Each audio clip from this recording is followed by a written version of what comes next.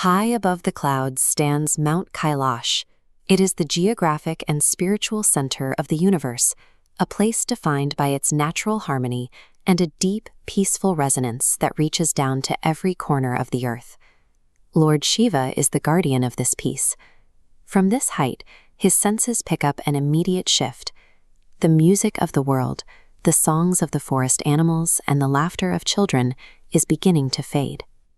Goddess Parvati keeps watch over the source of this music, the crystal of eternal sound.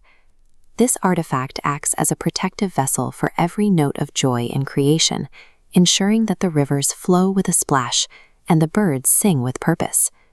But that protection fails. Without warning, the crystal fractures, and the vessel shatters into exactly 7 glowing fragments that scatter across the stars. This collapse awakens Mounasur, a dark force that thrives in the absence of life. He moves to seize the broken pieces, intending to replace the world's music with a permanent, inescapable silence that would leave the children of Earth without a voice. To prevent this, Shiva and his companions must track each shard across the cosmos, reclaiming the fragments before the silence becomes the new law of the universe. The pursuit begins in the forest of singing trees. Here, Mounasur has already struck, deploying dark shadows to choke the melodies of the trees and silence the tree king himself. Shiva intervenes with a concentrated beam of divine blue light. The shadows dissolve instantly, allowing the first crystal shard to emerge from the forest's heart. The team immediately ascends into the Rainbow Sky Kingdom, high-altitude home of the cloud spirit Megh. But here, violent winds are guarded by aggressive storm dragons that block any further progress. Shiva does not meet the dragons with force. Instead, he draws his divine Damru drum, creating a rhythmic pulse designed to calm the turbulence. The steady beat of the drum smooths the jagged winds. As the dragons grow peaceful, the team is able to safely retrieve the second piece of the crystal. With 2 shards reclaimed, the balance begins to shift. A portion of the world's harmony is restored, but the mission is far from over. 5 fragments remain lost. The deficit is still vast, and Maunasur's reach is expanding into even more remote corners of existence. These early victories demonstrate that Maunasur's chaos cannot withstand Shiva's focus. Where the monster brings shadows and storms, the guardian brings light and rhythm. The search leads to the ocean of stars, where the sea turtle sage guards the next 2 fragments. The sage admits only those who possess an absolute purity of heart. Megh steps forward, driven only by the desire to help the world hear music again. This selfless intent satisfies the sage's trial, and the starlit waters part to reveal a dry path to the ocean floor.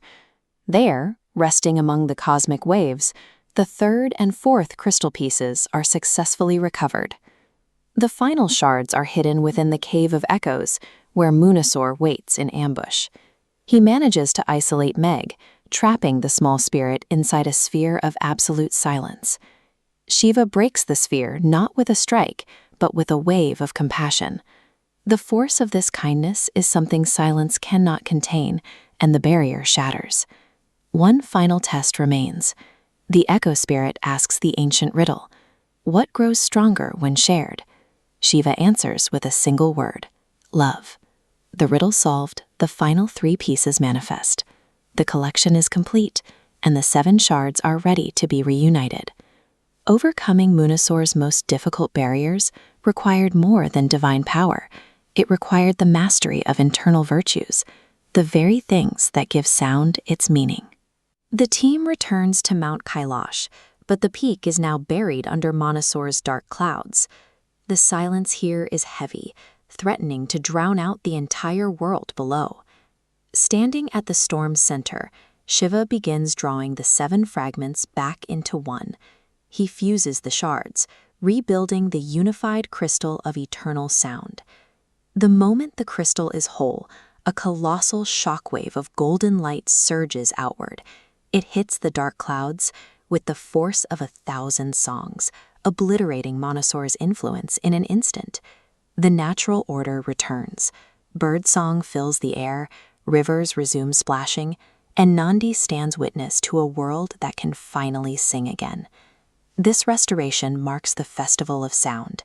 It is a celebration of the resilience of joy, showing that even the deepest silence can be broken by a single note of goodness. The journey proves that as long as kindness exists, the music of the world is indestructible. With the harmony restored to the forests and the children of Earth, every voice now carries a purpose: to speak with truth and keep the world's music alive.